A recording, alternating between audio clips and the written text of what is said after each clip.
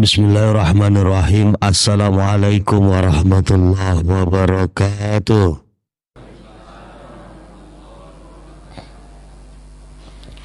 Alhamdulillah. Alhamdulillahillazi hadana li hadza wa ma kunna linahtadiya laula an hadanallah. Asyhadu an la ilaha illallah wahdahu la syarikalah. Lahul mulku wa lahul hamdu yuhyi wa yumitu wa huwa ala kulli syai'in qadir. Nusalli wa nusallim ala nabiyyina al-Mustafa Muhammadin wa ala alihi wa sahbihi wa man tabi'ahum bi ihsanin ila yaumiddin, amma ba'du. Kaum muslimin dan muslimat yang dimuliakan Allah Subhanahu wa taala. Alhamdulillah hari ini kita diberikan kesehatan, umur, waktu luang, keistiqomahan dan tetap semangat dalam rangka untuk mengisi hari-hari kita dalam ketaatan kepada Allah Subhanahu wa taala. Semoga rasa ingin selalu hidup dalam ketaatan kepada Allah Subhanahu wa taala selalu membersamai kita hingga kita mengakhiri kehidupan ini. Salawat dan salam tercurahkan kepada baginda Muhammad sallallahu alaihi wasallam beserta para sahabat Ahlul Bait dan kita semuanya yang hari ini masih setia menjadikan Rasul sebagai panutan, masih setia menjadikan Rasul sebagai tauladan, menjadikan beliau sebagai tolak ukur perbuatan kita, karena wazanul af'al, timbangan perbuatan, ukuran perbuatan itu kita harus menjadikan Rasul sebagai ukurannya. Artinya apa? Kita harus berupaya minimal menyamai apa yang dulu pernah diperbuat oleh baginda Muhammad sallallahu alaihi wasallam. Allah katakan, wa ma'atakumur rasul fakhuzuhu. Segala apa yang telah diberikan kepada Rasul maka ambillah semuanya itu, jangan kau pilih-pilih. Total kau ambil semuanya. Wa manahakum, dan segala apa yang dilarang oleh Rasulullah sallallahu alaihi wasallam, fantahu, maka hindari, jauhi, campakkan. Semuanya harus kita hindari, seluruh apa yang dilarang oleh baginda Muhammad sallallahu alaihi wasallam. Karena Muhammad itu adalah prototipe Al-Quran yamshi fil ardh, berjalan di muka bumi ini. Jadi kalau mau selamat, tiru baginda Rasul. Kenapa kok Rasul itu diutus? Supaya gampang untuk ditiru. Dipilih dari kalangan kita sendiri supaya kita gampang nirunya. Kan manusia ini kan paling enak tuh copy paste. Apalagi kalau lagi ngarang buku, nulis jurnal, itu paling enak kan copy paste. Copy paste itu lihat, amati, tiru. Lihat, amati, tiru, selesai. Begitu juga sebenarnya berislam ini gampang. Tiru saja apa yang pernah dibuat oleh baginda Muhammad. Dengan meniru itu jauh lebih gampang ya ketimbang mengkaji seperti ini. Banyak orang yang melakukan bisnis sekarang ini kan gara-gara niru juga. Lihat orang jualan gorengan, jual gorengan juga. Lihat orang jual cilok, jual cilok juga. Lihat orang dulu jual sepatu. Jadi manusia ini gampang meniru. Nah, karena memang kecenderungan kita ini adalah meniru, ya pilihlah manusia yang paling layak untuk kita tiru dalam kehidupan ini. Nah, dialah Muhammad sallallahu alaihi wasallam. Laqad kana lakum, sungguh-sungguh bagi kalian, fi Rasulillah, di dalam Rasul itu, uswatun hasanatun. Uswatun hasanatun. Uswatun itu aneka macam contoh. Banyak contoh pada diri Rasulullah yang baik-baik. Karena uswatun itu kalimat umum yang maknanya banyak. Kalau dia itu ma'rifat atau kalimat khusus, maka contohnya nggak terlalu banyak yang bisa diberikan oleh Rasulullah SAW. Tapi karena uswatun ini adalah makna umum, berarti umum itu artinya umum. Banyak. Jadi apapun background kita di alam dunia ini, maka Rasulullah sebagai panutannya. Insya Allah, man ahya sunnati faqad ahabani, wa man ahabani kana ma'iyan fil jannah. Barang siapa yang menghidupkan sunnahku, kata Rasulullah SAW, maka ciri-ciri orang yang mencintai aku. Jadi ciri orang yang mencintai aku itu adalah orang yang menghidupkan sunnahku. Menghidupkan ini arti maknanya apa? Bahwa sunnahku di alam dunia ini terlihat, tampak. Ada fakta dan realitanya. Tapi banyak sekarang apa yang pernah dibuat Nabi gak jalan. Banyak sekali. Kecuali aspek-aspek ibadah seperti ini saja. Baru kita contoh Rasul. Tapi aspek yang lain kita tak contoh Rasul. Berarti parsial dong. Tidak total. Berislam ini harus total, jangan parsial. Ketika ibadah, berpakaian, makan dan minum, ikut baginda Muhammad SAW. Tapi giliran di bidang-bidang lain, di aspek-aspek yang lain, kita tidak contoh Rasul.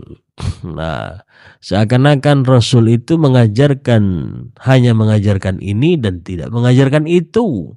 Hanya mengajarkan aspek ini dan tidak mengajarkan aspek yang ini. Nah, seakan-akan begitu. Tidak boleh. Padahal Rasulullah itu adalah sosok yang sangat sempurna. Orang yang dipilih oleh Allah Subhanahu wa ta'ala sekian banyak manusia di alam dunia ini. Bahkan di dalam kitabnya punya Syekh Abdul Qadir Al-Jilani, di dalam rawatibnya itu dia mengatakan bahwa Allah menciptakan dunia ini li ajli Muhammad SAW. Karena Allah mau menciptakan Muhammad SAW. Bayangkan itu ya. Allah ciptakan dunia bulat nih. Itu karena Allah ingin menciptakan Muhammad SAW. Makanya para habaib itu yang luar biasa. Kecintaannya, keseriusannya menghidupkan sunnah baginda Muhammad SAW.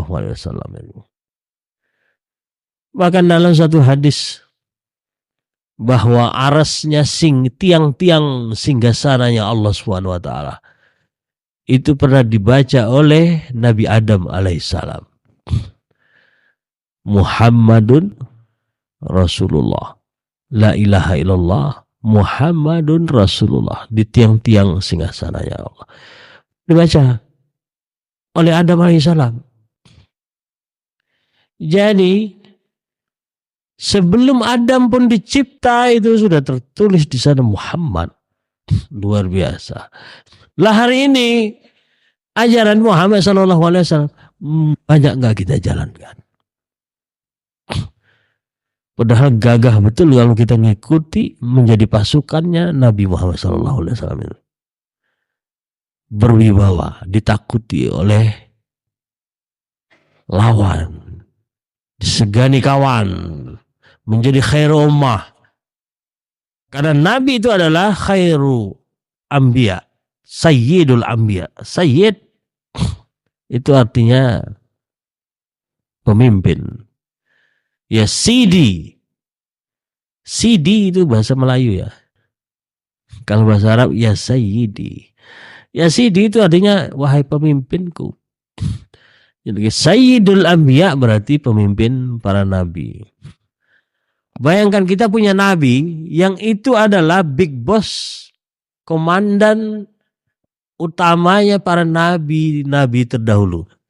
Jadi kita harus sadar ini ya, kita punya nabi yang paling the best.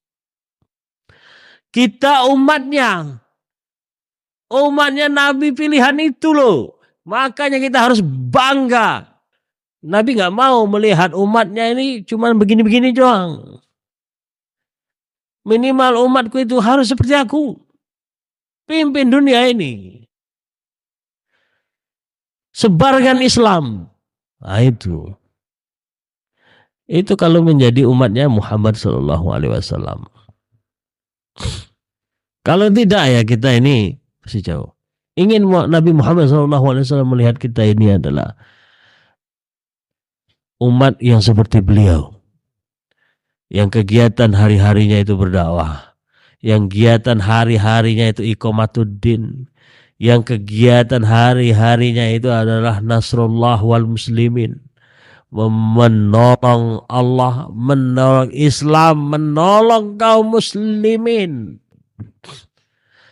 Nah, sekarang yang bisa kita berbuat untuk menolong agama Allah, menolong Islam, menolong orang-orang muslim ini.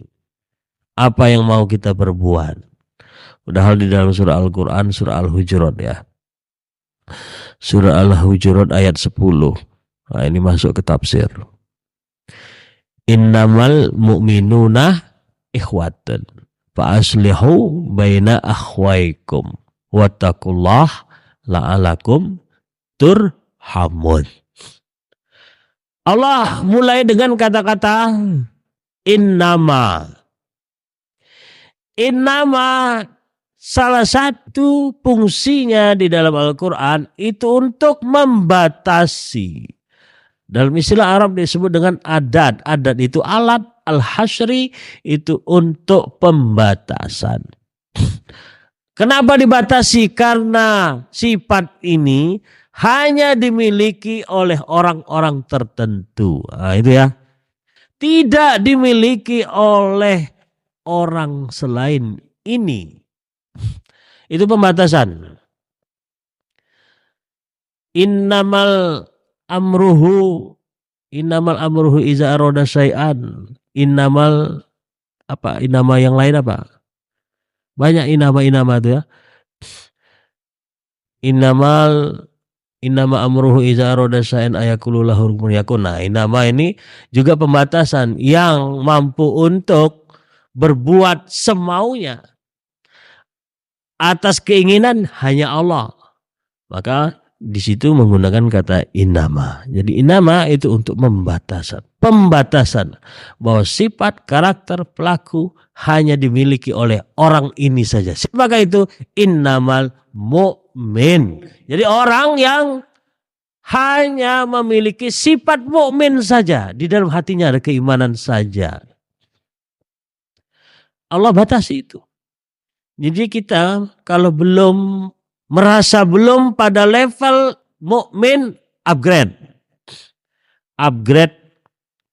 karakter, upgrade sifat. Kok bisa di-upgrade iman itu? Bukannya takdir itu, bukan. Iman gak iman pilihan ya. Mana wilayah pilihan, mana wilayah yang bukan pilihan. Hati-hati membahas tentang takdir. Sudah garis tangan saya jadi orang yang bejat. Nah itu enggak. Bukan garis tangan itu, bukan takdir. Tapi itu pilihan. Jadi iman bisa di-upgrade. Dari dulu preman menjadi pejuang bisa. Kalau dia mau. Namanya hidup ini pilihan.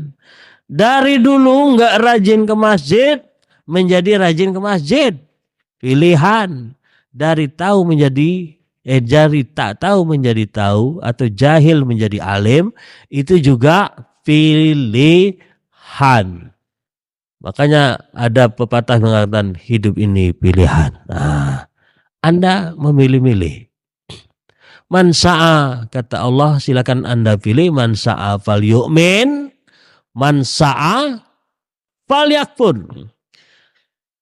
Yang mau mukminlah. Kata Allah nih. Wama fal yakfur. Yang mau kafirlah. Jadi jangan di tengah-tengah ya, Bapak Ibu. Mediator atau fasilitator. Jadi mukmin tidak, kafir pun tidak, subhat. Jangan jadi orang yang subhat. Yang tak jelas jenis kelaminnya. Nah ini bahaya. Harus jelas hidup ini pilihan. Apakah kita ini mukmin atau kafir? Karena Allah cuma ngasih dua pilihan ini saja. Tak ada orang netral tuh ya. Kami netral Pak Ustadz, kami notok. Tak ada. Jatuhkanlah pilihan itu. Ya, jatuhkan pilihan. Apakah kepada Allah dan Rasulnya atau selain Allah dan Rasul. Mukmin atau kafir. Ini pilihan hidup ini Bu, Bapak. Jadi jangan sungkan-sungkan bilang kafir. Karena itu perintah. Qul ya ayyuhal kafir.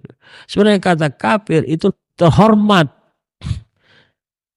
ketimbang domba tersesat. Kok mau dipanggil domba, biri-biri? Gak mau kan? Makanya istilah kafir. Kafir itu orang yang masih tertutup hatinya. Jadi kita kalau masih tertutup hatinya menerima Islam ini apa adanya, berarti kita masih ada sifat-sifat kufur. Masih curiga dengan syariat Islam, berarti di dalam hati kita ini masih ada kupurnya, ada cover, masih ada penutup, belum terbuka untuk Islam.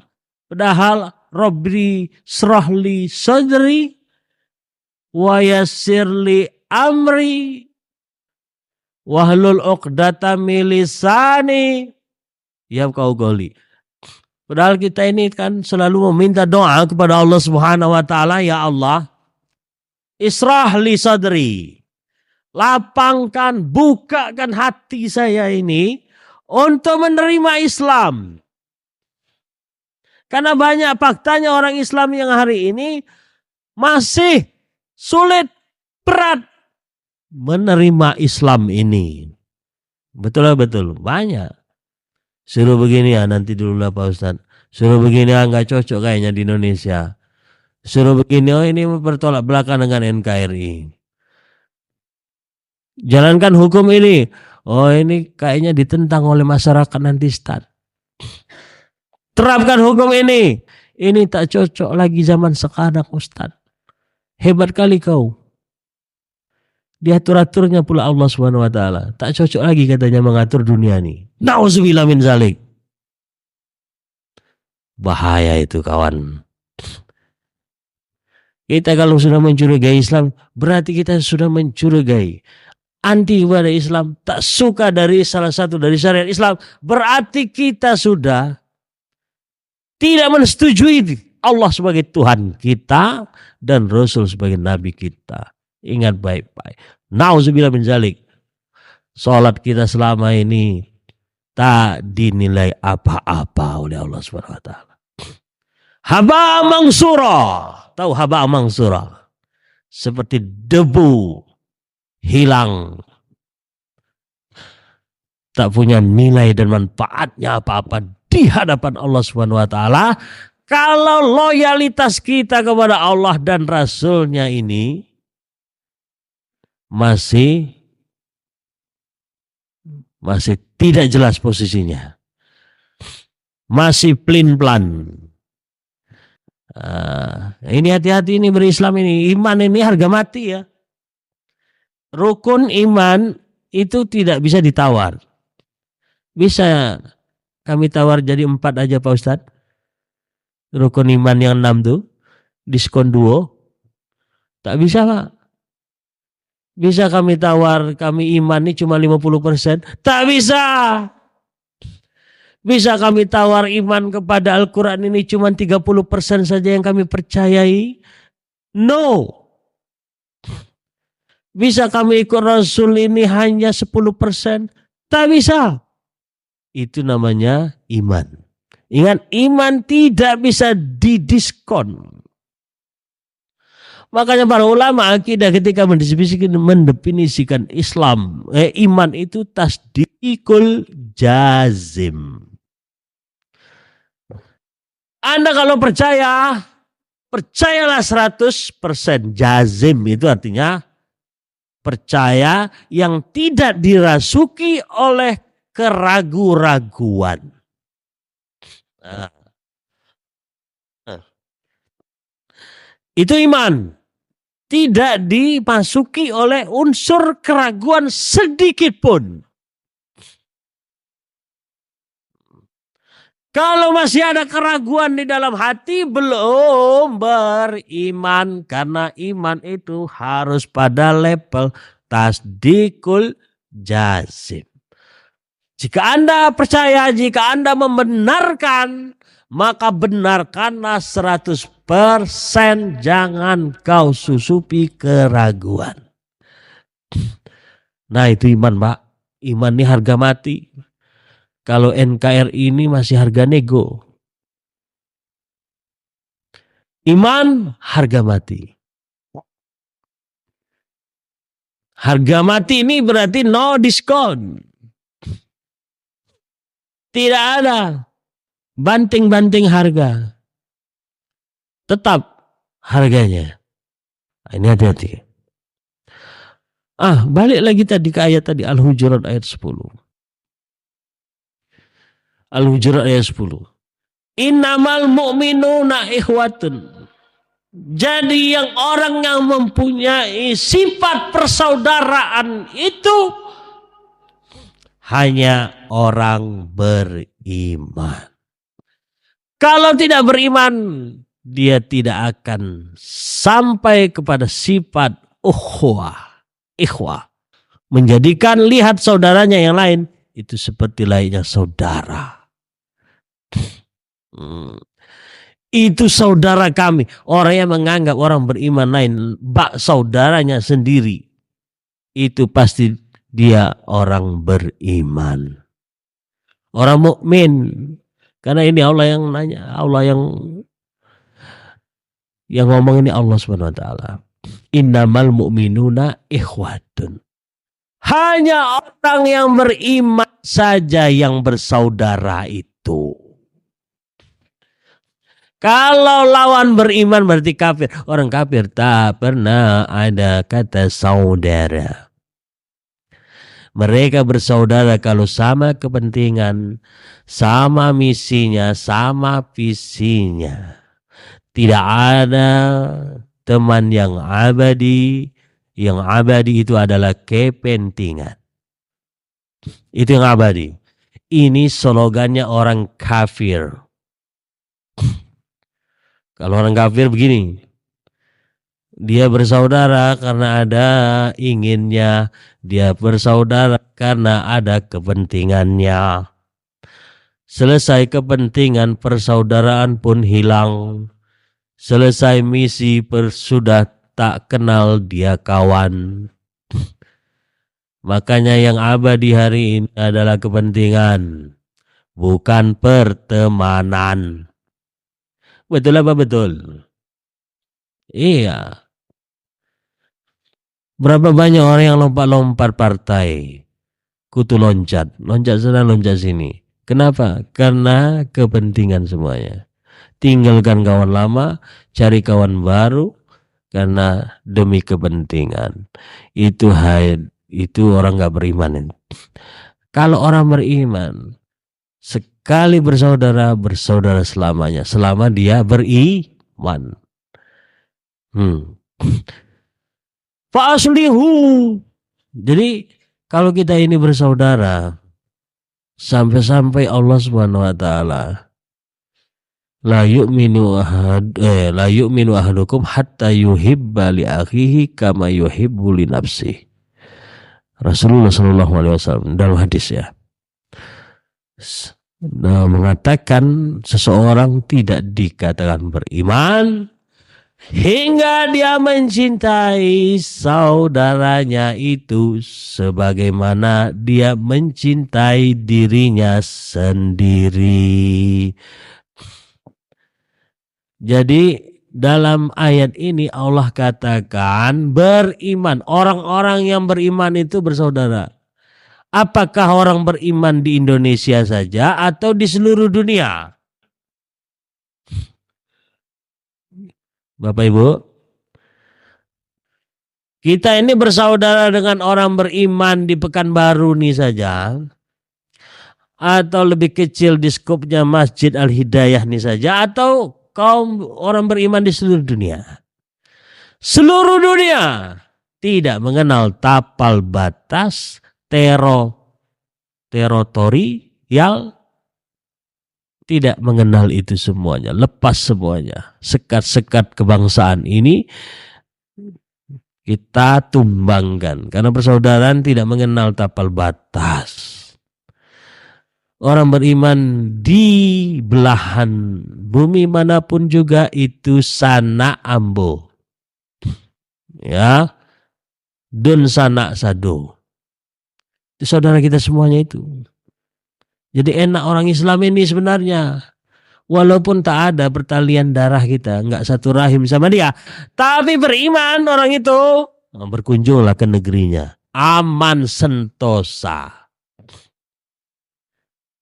Makanya jangan dulu kaum muslimin ini ya tidak mengenal fanatisme golongan, fanatisme kebangsaan, tak kenal. Artinya apa? Nasionalisme itu tak ada dulu. Nasionalisme itu yang buat Inggris untuk memecah belah ukhuwah Islamiyah. Karena orang kafir tahu betul potensi umat Islam ini persatuannya luar biasa. Mereka kalau saudaranya itu diganggu pasti mereka keroyokan itu. Wah.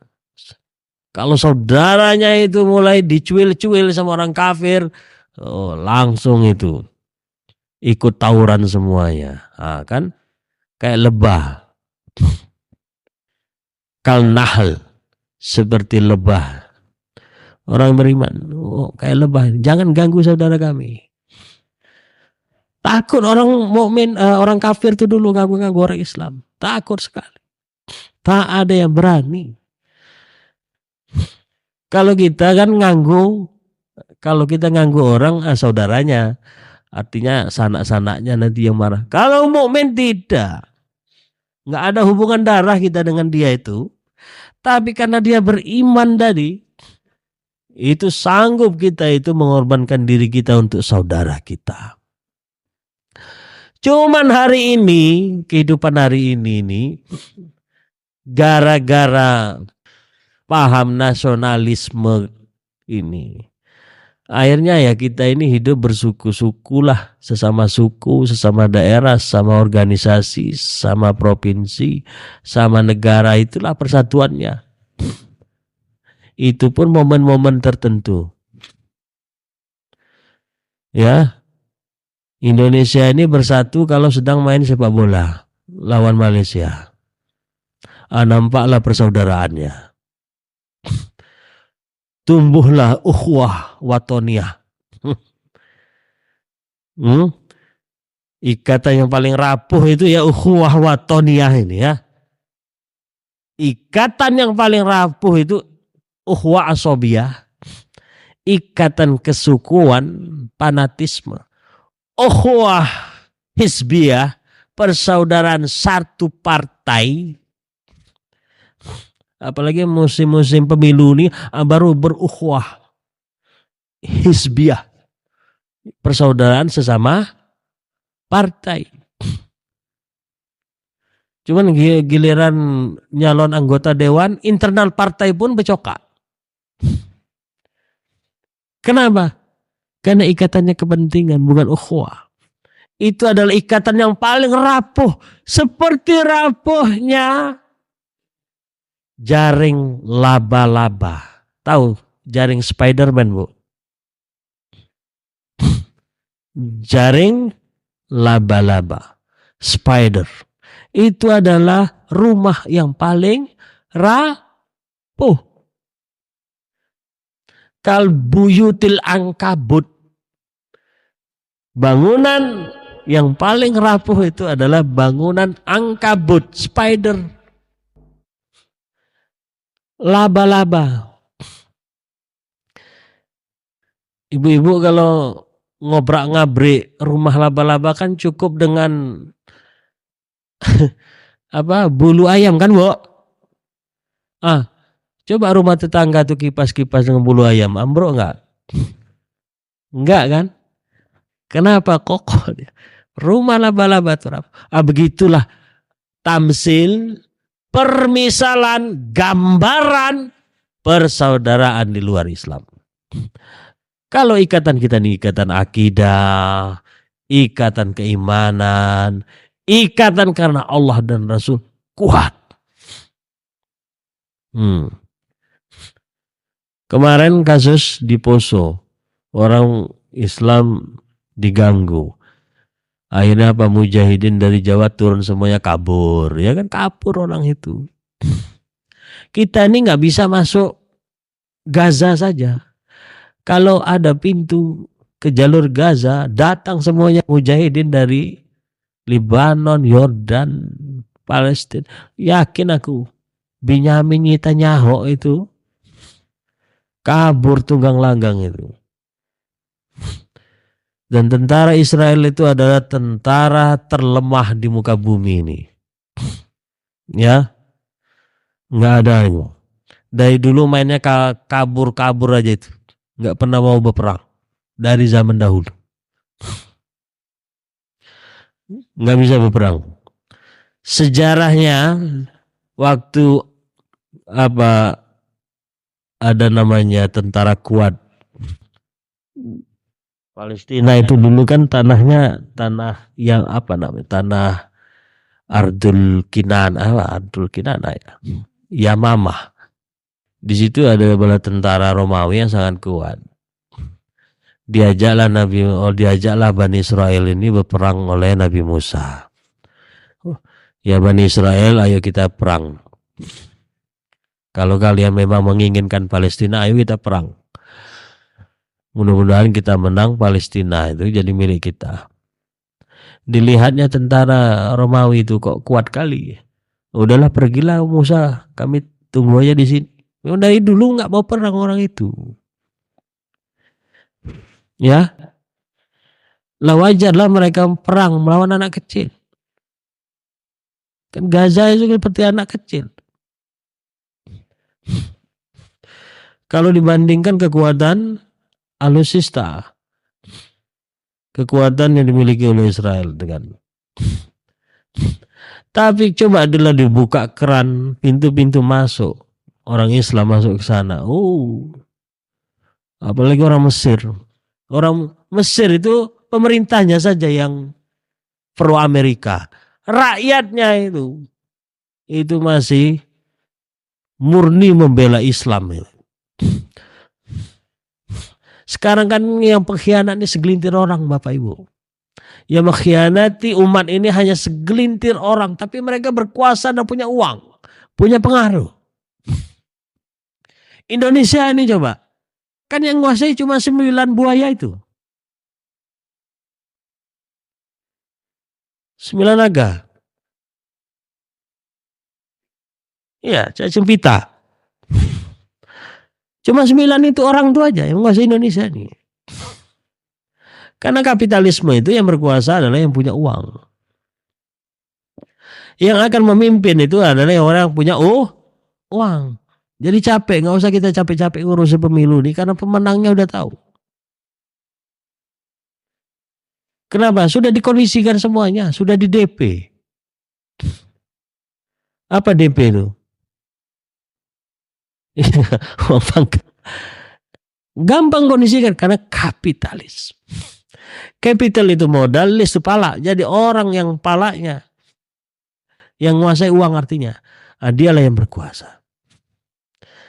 Kita yang soleh-soleh, jujur, amanah, patona, sidik ini, kalau miskin, janganlah.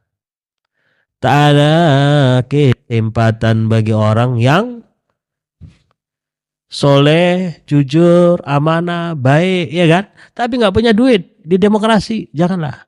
Mending ngurusi masjid. Dan demokrasi hanya untuk orang yang punya uang. Maka kalau mau selama Indonesia ini campakkanlah demokrasi ini ya jauh-jauh. Nggak usah lagi pakai demokrasi. Capek kita. Coba umat ini kan letih kan. Tiap 5 tahun sekali kita berletih-letih. Bahkan antar tetangga saja karena beda pilihan. Nggak tegur-teguran. Pengurus masjid pecah. Ada yang ke satu, ada yang kedua. Pada akhirnya yang menang tuh itu aja. Jangan percaya demokrasi. Zaman Soeharto coba. Cuman Soeharto aja yang menang terus. Itulah demokrasi. Bisa dikondisikan sampai yang menang itu. Coba. Zaman Soeharto. Bahkan demokrasi enggak? No. Demokrasi itu kamuflase Bapak Ibu. Dia berkuasa 30 tahun tuh no demokrasi di situ. Kenapa? Dia yang punya uang, dia yang berkuasa, dia punya kekuatan. Calling TNI, polisi, PNS selesai. Yang nggak mau milih aku pecat.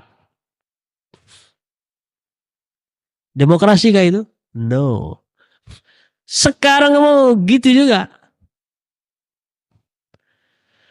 Jadi capek kita. Nggak bakal ulama-ulama kita itu jadi mimpin negeri ini. Nggak bakal. Karena keuangan dikuasai orang kafir Bapak Ibu. Ya. Sekarang orang bergerak bertindak ini kalau ada duit. Kalau jual air ludah ini sama dengan kayak saya nih. Jual air ludah namanya. Kan ulama itu cuman gitu aja. Bisa ngomong. Yang bisa bertindak itu penguasa. Tapi alangkah bagusnya berkolaborasi lah orang dua itu ulama dan penguasa. Tapi nggak mungkin ulama ini dipakai di demokrasi. Karena bukan bi'ah, bukan lingkungannya. Jadi demokrasi ini tidak akan pernah mungkin Islam bisa jaya dengan demokrasi. Karena bukan bi'ah kita, bukan lingkungan kita itu. Emang nggak ada sistem politik dalam Islam? Yang benar aja. Hah? Masa Islam yang paripurna, yang sempurna, yang universal, lakum dinukum waliyadin inad dina indallah Islam itu nggak ada sistem politiknya? Yang benar aja. Kenapa ada Imam Mawardi mengarang buku Ahkamus Sultaniyah, hukum-hukum seputar kekuasaan, Imam Ibnu Taimiyah, Siasa Asyariyah, politik yang berbasis syariat. Itu coba. Imam Al-Ghazali dari ngurusi tasawuf sampai ke politik. Bayangkan Imam Al-Ghazali itu. Udah itu diberikan contoh oleh Rasul, Khulafaur Rasyidun, khalifah itu enggak positif politik itu.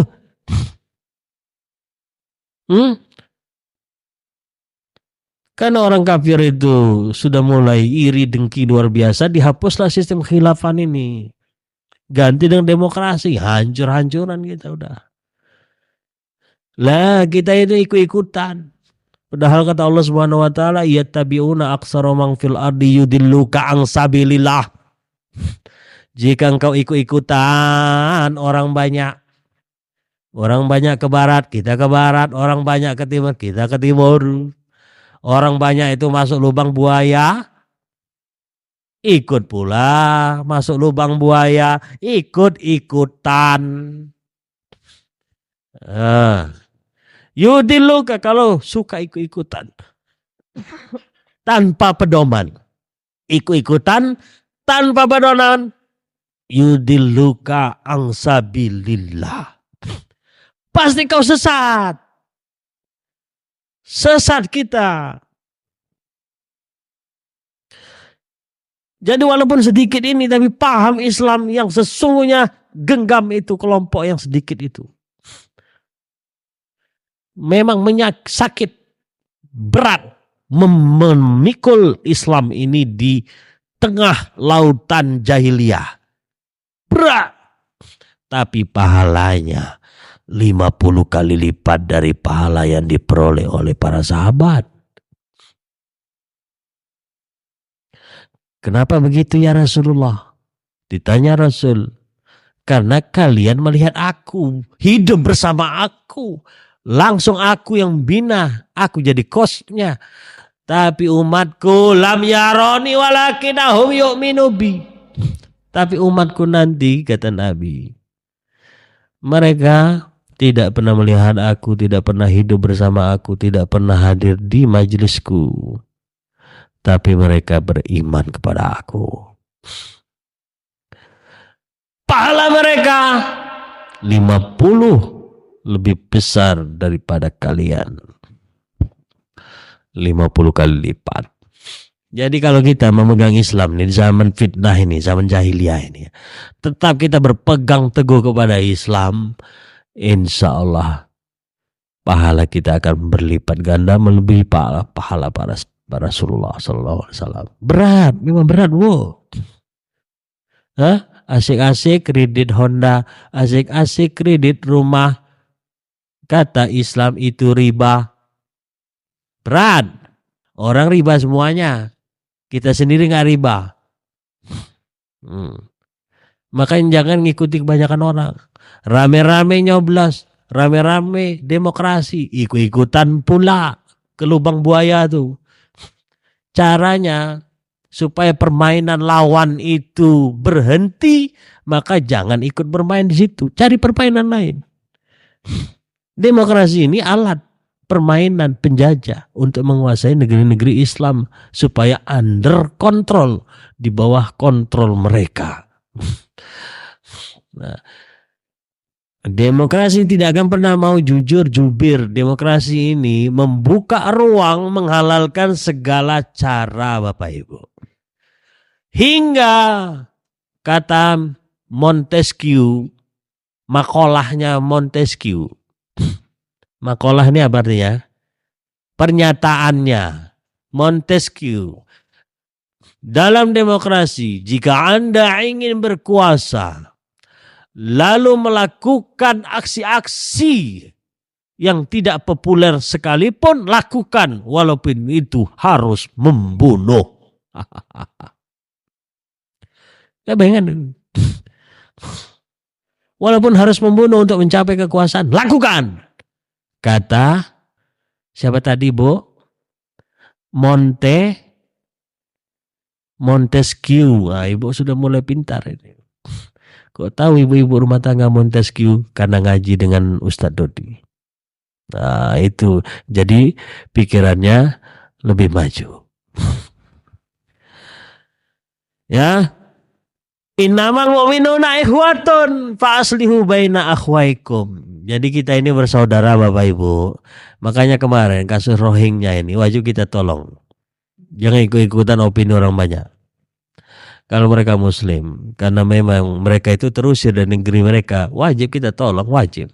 Tidak ada perbedaan pendapat di antara para ulama menolong orang saudara Muslim itu apa hukumnya? Ittifaqul ulama wa ijma'us sahaba annahu wajibun. Itu wajib. Ya. Wajib. Cuman karena ini banyak, nggak mungkin swadaya masyarakat terus. Karena masyarakat kemampuan terbatas. Siapa yang berhak, yang pantas untuk menolong saudara kita Rohingya ini? Ya negara lah. Iya kan? Kata Ma'ruf Amin, carikan pulau kosong. Betul itu. Carikan pulau kosong. Kita wajib menolong orang itu memang. Ya, al-muslim akhul muslim. Karena muslim itu bersaudara dengan muslim yang lain. La yazlimuhu wa la yusallimuhu. Jangan zolimi mereka. Ini malah kita menghakimi, mengkriminalisasi kedatangan mereka, itu jangan. Ya, walaupun motif apapun juga, yang jelas mereka itu statusnya orang-orang terusir dari negeri mereka. Toh terjadilah bisnis di sana, jual beli tiket perahu, satu orang 17 juta, terserahlah. Yang jelas mereka itu harus ditolong. Cuman supaya menolongnya ini ya rapi, termanage, ya negara lah turun tangan, jangan masyarakat. Masyarakat ini makannya udah susah, gimana mau ngidupi orang Rohingya? Itu masalah sebenarnya, karena negara lepas tangan, serahkan kepada masyarakat. Tolonglah. Mana bisa begitu? Nggak bisa. Ya, jangan sampai kita ini empati kita ini hilang. hidup sudah nafsi-nafsi, nggak boleh. Rohingya, Palestina, Suriah, Afghanistan, negeri-negeri Islam yang hari ini di bawah cengkraman penjajah. Umat Islam yang terjajah hari ini, siapapun dia, harus kita tolong, wajib kita tolong. Uhwah Islamiyah kita harus kedepankan Bapak Ibu. Ingat persaudaraan orang beriman itu kal jasadil wahid, seperti satu tubuh. Izastaka minhu udwun. Kalau anggota tubuh itu ada yang sakit, menjerit yang lain, merasa sakit, begitulah persaudaraan. Hei muda, kau ganggu rohingya, kami sakit semuanya. Jangan macam-macam. Wahai Israel, jangan ganggu saudara kami di Palestina. Satu darah tertumpah saudara kami di Palestina, tunggu negaramu akan kami lipat 4. Gitu dong. Itu kalau ada khalifah. Kalau nggak ada khalifah nggak ada yang ngomong kayak gitu. Makanya solusinya dari persaudaraan kita yang sekarang sudah mulai rapuh, negeri-negeri Islam sudah mulai terjajah, itu ada 2 saja solusinya. Yang kedua, yang pertama itu buang jauh-jauh paham nasionalisme ini, karena akan membentuk diri kita menjadi orang yang fanatis, orang yang tidak mau tahu urusan negara orang lain, namanya xenofobia. Orang yang kerasukan fanatis, asobia. Oh, itu bukan orang awak. Nah, oh ini bukan orang Melayu. Oh ini bukan orang Batak. Nggak ada itu ya. Lepaskan itu semuanya. Kedepankan Islamnya. Buang jauh-jauh ini paham nasionalisme ini. Ya, hadiah. Ini paksaan Inggris ke negeri-negeri Islam. Karena Inggris itu dulu itu sama dengan BPN sekarang. Badan Pertahanan Internasional. Itu Inggris. Nah, dialah yang membagi-bagi wilayahnya. Nah, dicekokilah paham nasionalis. Maka nasionalisme harus kita campakkan. Yang kedua, kita harus kembali mengangkat Amirul Mukminin, Khalifah. Kenapa? Al-Imamu Junatun. Ini perisai tak ada lagi. Sekarang fatwa siapa yang kita dengarkan? MUI. Mana MUI itu jadi angin lalu sekarang. Karena pelin-pelan. Dulu boleh, sekarang sudah tak boleh. Sekarang tak boleh, menjadi boleh. Bola boleh terus. Bingung umat. Akhirnya apa? Acuh tak acuh sekarang fatwa nih. Tapi kalau Amirul Mukminin Khalifah, mengikat. Karena bagian dari syariat. Taat kepada Allah, Rasul, dan ulil amri. Dan Khalifah itu sebagai junnah, tempat kita ngelapor, tempat kita ngadu. Ya Khalifah, kami dijajah. Oke, tunggu sebentar, saya siapkan pasukan. Cium. Putus. Selesai. Tunggang langganglah Romawi sama Persia. Hah? Efeknya, negeri Islam tambah luas. Jadilah kita punya negara Istanbul, Turki. Itu punya Romawi dulu. Gara-gara satu orang muslimah Amoria diganggu oleh tentara Romawi. Itu ceritanya tuh dulu ya. Makanya Istanbul jadi bagian dari negeri Islam. Gara-gara satu orang muslimah dilecehkan oleh tentara Romawi. Muslimah ini ngadu kepada khalifah namanya Mu'tasim Billah. Wain, Mu'tasimah Wain. Ini bahasa Arab Amiyah. Fain. Mana engkau wahai Khalifah Mu'tasim? Tolong aku lagi dicolek-colek oleh tentara Romawi. Mau lecehkan. Bayangkan baru nyolek-nyolek aja. Kalau sekarang jangan pun nyolek. Dibunuh, diperkosa. Akhirnya apa? Teriakan Muslimah Amoria ini terdengar sampai ke telinganya Mu'tasim bila di Baghdad. Malam itu juga dia panggil komandan perang. Sini dulu. Malam ini juga kita berangkat ke Amoria. Ada tugas apa, Khalifah? Kita mau membebaskan satu orang muslimah. Oke, 10.000 pasukan. Dengan perlengkapan alutsista. Lengkap. Semuanya, logistik, semuanya disiapkan. Total biaya 300 miliar. Kok mau Khalifah menggelontorkan 300 miliar demi satu orang? Ayo logikanya. Coba.